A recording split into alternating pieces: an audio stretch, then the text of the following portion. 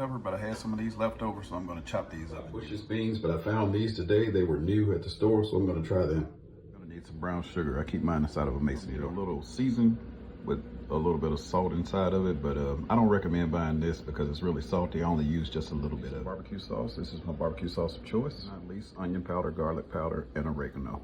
Let's get it. Let's go. Your steak seasoning on your ground beef, just a little bit. Next, come in with your garlic powder. I say about a teaspoon, tablespoon of the seasoning, teaspoon of onion powder, and about a tablespoon of oregano. Peppers diced up to the size you like, or you can just use one whole bell pepper or two bell peppers, depending on how much pepper you like. How I like the peppers for my beans, you can chop yours however you want to. And always remember you can add some onion as well, but people here don't really like onions in their beans.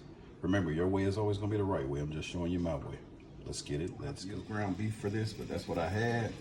So I'm gonna use ground beef. You can use ground turkey, that's what I normally use. But anyway, add some black pepper to this as much as you like. I like a lot of black pepper in mine. But you can add maybe like a teaspoon or two in there for yourself. I'm gonna talk over this blower because I don't want the house smelling like ground beef. Anyway, I'm about to dump these peppers over in there. Get them stirred in once you get the meat brown. Peppers down to your desired tenderness. Then go ahead and dump the drained beans in there. Make sure you drain them first. And if you want your your peppers to be more translucent, then stir fry those first, set them to the side, and then drop it back in at this process. Anyway, that's one can of beans we're gonna add them all. That's stirred in together. You don't want a lot of juice, so you wanna pour that off.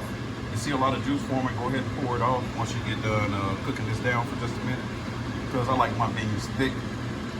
I don't like them all soupy. You can make yours however you want to. But also, if you don't eat bacon, just get some regular beans and add some turkey bacon that you fried over in there. So, if you don't eat pork, get some different beans. At this point is add a tablespoon of apple cider vinegar. I know I didn't have that at the beginning, but sometimes I forget. So it gets really hot. Go ahead and add you about a half a cup of brown sugar. Sounds like a lot, but it's not a lot because you got those 2 cans of beans in there. I don't mean the big, huge glass measuring cup of Pyrex. I mean the little small cup.